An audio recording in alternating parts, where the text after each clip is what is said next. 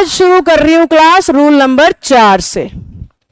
Rule number 4 कहता है English की किसी भी लाइन में सम ऑफ दिखेगा, मोस्ट ऑफ दिखेगा, अलॉट ऑफ दिखेगा, हाफ ऑफ दिखेगा, मच ऑफ दिखेगा, मैनी ऑफ दिखेगा, इनफ ऑफ दिखेगा या प्लेंटी ऑफ दिखेगा। ये भी सारे के सारे फ्रेजेस हैं। ये सारे भी क्या हैं? फ्रेजेस हैं। कल बता के गई थी, फ्रेज का मतलब जिनका मीनिंग अधूरा है, सेंटेंस में जाके पूरा होगा। तो ये भी सारे फ्रेजेस हैं, सेंटेंस में जाके पूरे होंगे। तो ध्यान से सुनिए, ये शब्द जहां पर भी लग जाएं, आपको अपना सब्जेक्ट आइडेंटिफाई करना है। अब सब्जेक्ट क्या होता है? जिसके बारे में कुछ बता रहे हो, जिसके बारे में कुछ कह रहे हो, जिसके बारे में कुछ बोल रहे हो, वो आपका सब्जेक्ट है। तो जैसा एग्जामिनर हमें सब्जेक्ट देगा वैसे हम क्या इस्तेमाल करेंगे? वर्ब।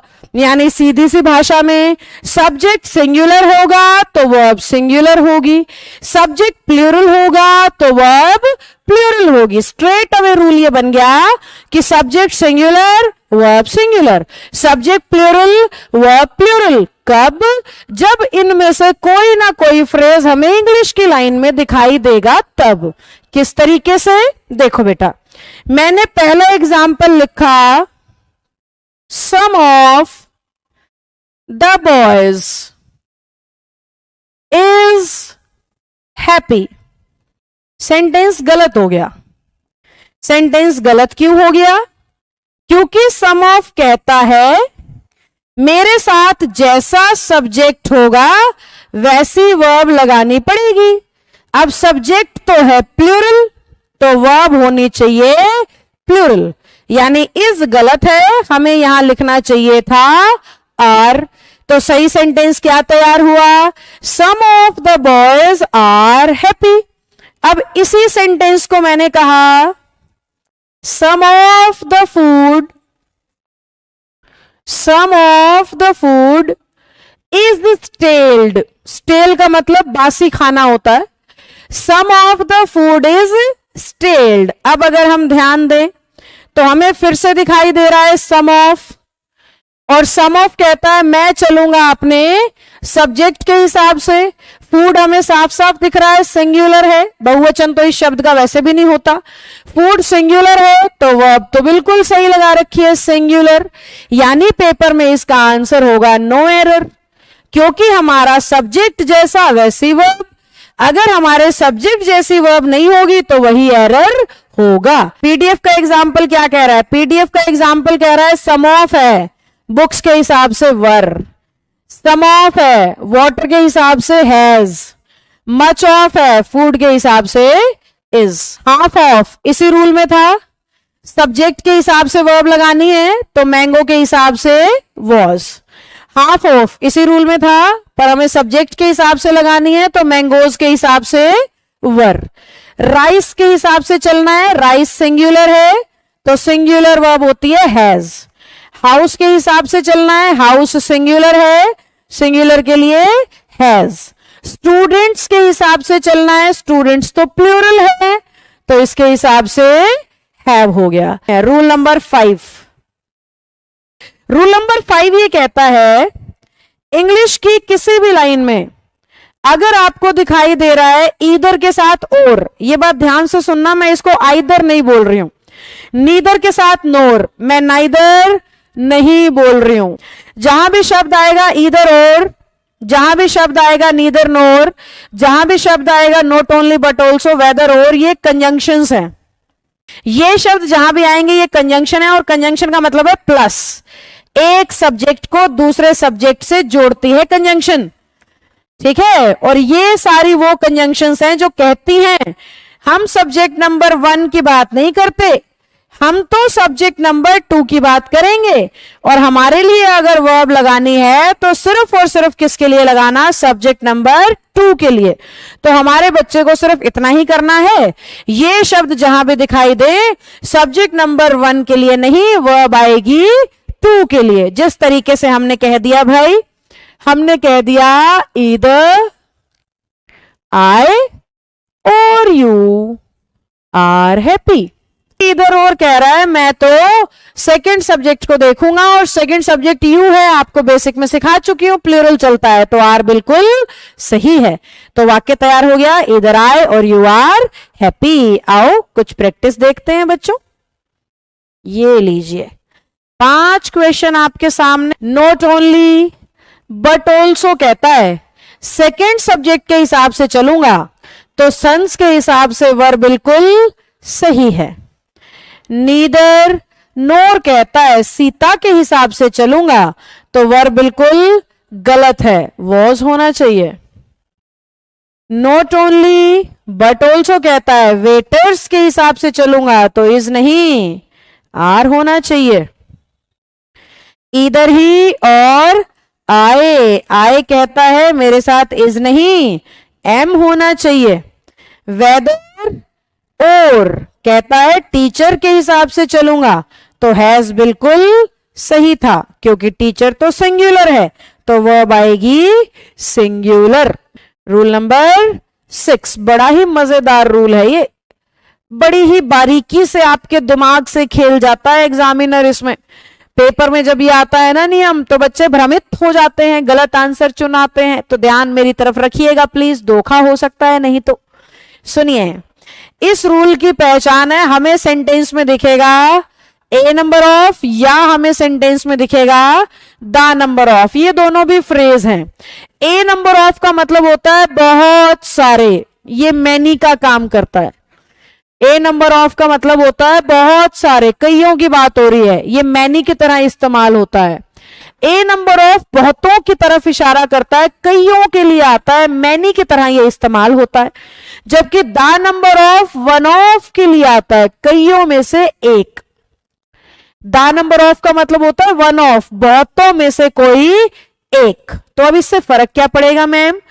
ए नंबर ऑफ जब बहुत सारों को दिखाएगा तो वर्ब भी प्लूरल लेगा और सब्जेक्ट भी, जबकि द नंबर ऑफ कईयों में से एक दिखा रहा है, इसलिए सब्जेक्ट तो प्लूरल है लेकिन वर्ब कैसी आएगी? सिंगुलर, क्योंकि द नंबर ऑफ कह रहा है बहुतों में से एक। ए नंबर ऑफ सब्जेक्ट और वर्ब दोनों plural, the number of subject plural लेकिन वर्ब सिंगुलर। मैंने कहा a number of students are learning English.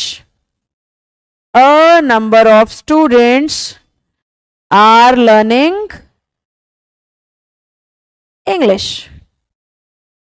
A number of students are learning English. अब ध्यान से देखो, a number of यानी बहुत सारे, इसलिए स्टूडेंट्स भी प्लूरल है और आर भी प्लूरल है। स्टूडेंट्स भी प्लूरल है और आर भी प्लूरल है।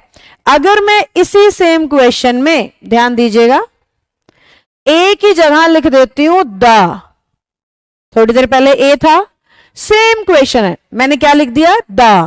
अब बात हो रही है कईयों में से किसी एक की, कईयों में से किसी एक की, तो उस लॉजिक से स्टूडेंट्स तो अब भी सही है, पर आर की जगह क्या होना चाहिए? इज होना चाहिए। तो अब हमारा सही सेंटेंस क्या बन गया? The number of students is learning English. बैठे तो बहुत सारे हैं पर सीख कोई एक ही रहा है। The number of students is learning English. अब ये चीजें पेपर में जब आती हैं तो हमारे बच्चे लोग क्या करते हैं? हमारे बच्चे लोग करते हैं भाई द नंबर ऑफ स्टूडेंट्स तो बहुवचन लग रहा है, स्टूडेंट्स बहुवचन लग रहा है तो आर लगा देते हैं कि बहुत सारे बच्चे दिखाए जा रहे हैं, भाई आर आएगा। अब जिसे रूल का ज्ञान है वो हिंदी पे नहीं जाएगा, वो जचाएगा भी नहीं, उसको सीधा दिख रहा है द नंबर ऑफ, देखते ही सब्जेक्ट प्लूरल वर्ब सिंगुलर। हमारी सबसे बड़ी समस्या है, हम बचपन से हिंदी बनाना सीख रहे हैं, आज तक नहीं आ रही है। हम बचपन से जचा जचा के इंग्लिश कर रहे हैं, आज तक नहीं आ रही है। यानी तरीका बदलने की सख्त जरूरत है। आप फॉर्मूलाज सीखिए, आप कॉन्सेप्ट सीखिए, आप रूल सीखिए, आप बेसिक सीखिए, और फिर उसको जब अप्लाई करोगे ना क्वेश्चन पे तो सेकंडों में क्वेश्चन सॉल्व होगा, और सेकंडों में जब क्वेश्चन सॉल्व होगा तो खुद पे विश्वास होगा, मुझे इंग्लिश आ रही है। और मुझे इंग्लिश आ रही है जब हो जाएगा ना तो खुद ब खुद पढ़ने लगोगे, और पढ़ने लगोगे तो आ ही जाएगी। जो चीज हम ठान लें कि हमने करनी है तो हम जान ही लेते हैं कि हमें आती है, ठीक है? तो वो दिन आएगा, बस लगे रहना है बेटा हमें। अब 5 क्वेश्चन आपके लिए, इस कॉन्सेप्ट के 5 क्वेश्चन बच्चों आपके सामने। ए नंबर ऑफ सब्जेक्ट भी प्लूरल और वर्ब भी plural. The number of subject plural पर वर्ब सिंगुलर। करते करते याद हो जाएंगी ये बातें, घबराना मत। A number of subject plural और वर्ब भी plural. The number of subject तो प्लूरल ठीक है और वर्ब भी सिंगुलर, ठीक हो गया भाई, ये तो नो एरर था बच्चों। द नंबर ऑफ सब्जेक्ट तो प्लूरल ठीक है पर वर्ब होनी चाहिए थी सिंगुलर। रूल नंबर 7 और टॉपिक है वर्ब। चलो सीखते, सुनो ध्यान से। रूल नंबर 7 कह रहा है जहां पे भी आपको मैनी शब्द दिखाई दे, थोड़ी देर पहले ही कहा था मैनी मतलब बहुत सारे, तो सब कुछ प्लूरल, सब्जेक्ट भी प्लूरल और वर्ब भी प्लूरल। पर हमारे जो सरकारी नौकरी देने वाले लोग बैठे हैं ना, वो खेलवाड़ करते हैं दिमाग से, मैनी के पीछे ए लगा देंगे या आपको कंफ्यूज करने के लिए मैनी के आगे ए लगा देंगे। अब फर्क क्या पड़ता है? इंग्लिश कहती है जहां अकेला मैनी आए सब कुछ प्लूरल लगाइएगा, जहां मैनी के पीछे ए आ जाए सब कुछ सिंगुलर कर देना, क्योंकि ए तो एक समय पर एक को ही दिखाएगा और एक समय पर एक को ही दिखाएगा तो सब्जेक्ट सिंगुलर हो जाएगा, और जब हमारा सब्जेक्ट सिंगुलर हो गया तो वर्ब तो निश्चित तौर पर सिंगुलर करनी पड़ेगी। तो उस लॉजिक से अकेला मैनी प्लूरल है पर मैनी के साथ ए लगते ही कैसा हो गया भाई? सिंगुलर हो गया। अब इधर आ जाओ, यहां मैनी के आगे ए लग गया है और हमारा सब्जेक्ट जुड़ेगा मैनी के साथ ना कि ए के साथ, तो इस वजह से दोबारा से कैसा हो गया? सब कुछ प्लूरल हो गया। ध्यान से समझना बेटा, इस रूल में मैंने बहुत बच्चों को नंबर कटवाते देखा है। एग्जामिनर आपको पेपर में मार्कर चेंज करके बताती हूं, लाइन के अंदर या तो मैनी लिख के देगा या मैनी के पीछे ए लिख के देगा या मैनी के आगे ए लिख के देगा। तो मैनी तो बड़ी आसान बात है, सब कुछ प्लूरल, क्योंकि मैनी का मतलब बहुत सारे, बहुत सारों की बात करेंगे तो सब कुछ कैसा आएगा? प्लूरल आएगा। पर ये जो पीछे ए लगता है ना, ये इशारा करने लगता है एक की तरफ, और इशारा एक की तरफ होगा और इस एक के साथ ही लिखोगे तो सब कैसे चलेगा? सिंगुलर। अब जैसे ही उसने ए को आगे ले आया, अब हमारा सब्जेक्ट किससे जुड़ रहा है भाई? मैनी से जुड़ रहा है। मैनी से जुड़ रहा है तो वापस से कैसा हो जाएगा? प्लूरल। एग्जाम्पल से समझते हैं, आओ। मैंने कहा मैनी गर्ल्स आर डांसिंग, ठीक हो गया भाई, कई सारी लड़कियां नाच रही हैं। अब मैंने कहा many a girl is dancing, कोई एक लड़की नाच रही है। Many a girl is dancing, कोई एक लड़की नाच रही है। ओ मैनी गर्ल्स आर डांसिंग, कई सारी लड़कियां नाच रही हैं, कई सारी लड़कियां नाच रही हैं। तो ऊपर देखो मैनी था इसलिए सब कुछ प्लूरल। हाँ, मैनी और ए मैनी सेम है, मैनी और ए मैनी सेम है। ज्ञान होने के बाद में शॉर्टकट खुद बना लोगे, लेकिन वो कैसे कैसे पेपर में डालेगा वो मेरा सिखाना जरूरी है। जैसे अभी केवीएस का पेपर आपका आ रहा है, टीचिंग एग्जाम होता है, डीएसएस भी होने वाला है बच्चों का, सीजिल होने वाला है बच्चों का, मेन सीपीओ होने वाला है। तो ये जो एग्जाम्स हैं बिना वर्ब के थोड़ी ना बन जाएंगे, वर्ब का क्वेश्चन तो आएगा। और मैं कह रही हूं टॉपिक पूरा होने दो, जितना कराऊंगी उसके बाहर से नहीं आएगा। कोई एग्जाम उठाना, तुम प्रीवियस ईयर करके देखना, मुझे आके बताना कमेंट सेक्शन में कि हाँ जी मैम जो आपने कराया वो दिख रहा था पेपर में। ज्ञान होगा ना बेटा तो सब होगा। मैनी के पीछे ए, सब्जेक्ट करना पड़ेगा सिंगुलर। वर्ब की तो सेकंड फॉर्म है, सिंगुलर प्लूरल दोनों का काम करती है। फिर से मैनी के पीछे ए, सब्जेक्ट तो ठीक है, अब की बार वर्ब करनी पड़ेगी सिंगुलर। अकेला मैनी यानी सब्जेक्ट भी प्लूरल और वर्ब भी प्लूरल, तो हैज का बन गया बेटा हैव। मैनी अ ब्राइड, अब ए कह रहा है ब्राइड तो ठीक है दुल्हन, पर वर्ब आनी चाहिए सिंगुलर हैज। फिर से मैनी के पीछे ए, तो सब्जेक्ट सिंगुलर होना चाहिए ना, MAN। वुड तो मॉडल है, सिंगुलर प्लूरल दोनों का काम करता है, तो मैन होना चाहिए था। इंग्लिश की किसी भी लाइन में आपको नथिंग शब्द दिख रहा है, एनीथिंग शब्द दिख रहा है या एवरीथिंग शब्द दिख रहा है, अगर इसके साथ बट लगा दोगे, बेसिकली ये फ्रेजेस है बेटा, nothing but, anything but, everything but, और इसका मतलब होता है इसके सिवाय कुछ नहीं चाहिए, इसके सिवाय कुछ नहीं चाहिए, तो कुछ नहीं का सेंस ये हमें देते हैं। तो इनके साथ सब्जेक्ट तो चलता है कैसा भी, सिंगुलर भी और प्लूरल भी, लेकिन वर्ब हमें लेनी होती है सिर्फ और सिर्फ सिंगुलर। सब्जेक्ट चलेगा कैसा भी, सिंगुलर भी और प्लूरल भी, लेकिन वर्ब आएगी सिर्फ और सिर्फ सिंगुलर। सब्जेक्ट कैसा भी चलेगा, सिंगुलर प्लूरल, पर वर्ब आएगी सिर्फ सिंगुलर। सब्जेक्ट कैसा भी, सिंगुलर प्लूरल, वर्ब आएगी सिंगुलर। मैंने कहा नथिंग